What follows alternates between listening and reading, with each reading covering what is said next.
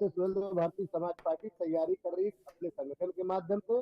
हमने बीच में आपने देखा होगा 2020 का भी चुनाव हमने बिहार में लड़ा, वह गठबंधन बीएसपी और जिनके गठबंधन के साथ में हमें 5 सीट में चुनाव, उससे पहले भी हम जो लोग हैं इससे चुनाव लड़ाते रहे।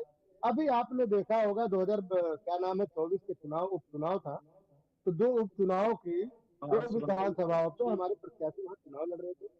लेकिन अंतोगत्ता उस समय जो है राष्ट्रीय अध्यक्ष बीजेपी के जेपी नड्डा जी का फोन आया और बिहार के जो प्रदेश अध्यक्ष है जायसवाल जी उनका फोन आया। बीच में बैठ के बात हुई कि आप अपने दोनों प्रत्याशियों को विड्रॉ कराइए, 2025 के चुनाव में हम आपको साथ लेके चलेंगे, आप कुछ जी। तो ठीक है, हम अपने आप को विड्रॉ किए और आपने देखा होगा कि कभी भारतीय जनता पार्टी वहां चुनाव नहीं जीती थी, लेकिन जीती वह जनता की जीत है, भारतीय जनता पार्टी की जीत है, एनडीए गठबंधन। अब बात आती है कि आप कह रहे हैं कि आप चुनाव लड़ा रहे हैं। भाई साहब एक बात बताओ, जब हम राजनीतिक पार्टी है तो हमें चुनाव लड़ना तो परम कर्तव्य है। हम समाजवादी पार्टी थोड़ी है कि दूर से बंदूक फोड़ते हैं। हमारी पार्टी, हम तो चुनाव लड़ेंगे। समाजवादी पार्टी दूर से बम फोड़ रही है, फुलझड़ी फोड़ रही है कि भैया हम भी इनकमिंग। भैया इनकमिंग को पूरा पूरा आउट गोइंग होते जाइए ना। आप बिहार, उत्तर प्रदेश छोड़ के बिहार में चुनाव लड़िए, लेकिन वह काम नहीं करेंगे।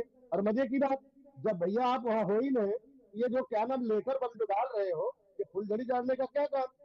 और महिलाओं की बड़ी दुहाई देते हैं। हमने आपको बताया ना, महिलाओं को लेकर के अखिलेश यादव जी बड़ा दुहाई देते हैं। अपनी पत्नी पे अगर कोई पटाक्षेप कर दे, उसकी संरक्षण के लिए समाजवादी पार्टी प्रवक्ताओं के जो है चेहरे बिल्कुल कालिक से पूछ जाते हैं और हरा चश्मा लगा लेते हैं, हम हरा दिखाई देता, तब इनको कुछ नहीं दिखाई देता था क्या होता है। तो ये केवल जो समाजवादी पार्टी का वोट बैंक खसता है, उसका यह नतीजा है कि इस लेटर बम को क्यों उजागर करने के लिए यह काम अगर कांग्रेस आरजेडी वाले करते या उसके गठबंधन के लोग बिहार में जो चुनाव लड़ रहे लड़ते, ये समझ में आता। उत्तर प्रदेश का जो राजनीतिक दल है जिसका बिहार से कोई लेना देना नहीं, वो काहे को भैया इस तरह की कृत्या कर रहा है। वह इसलिए कृत्या कर रहा है कि बिहार में जो विकास की नींव 20 साल में चली है, नीतीश जी और बीजेपी के शासन काल में, दयाराम भार्गव, इनका भी लेना देना, एक मिनट रुको भाई, इनका भी लेना देना है। 2015 में ये 135 सीट पे लड़े थे बिहार में, लेना देना कैसे नहीं।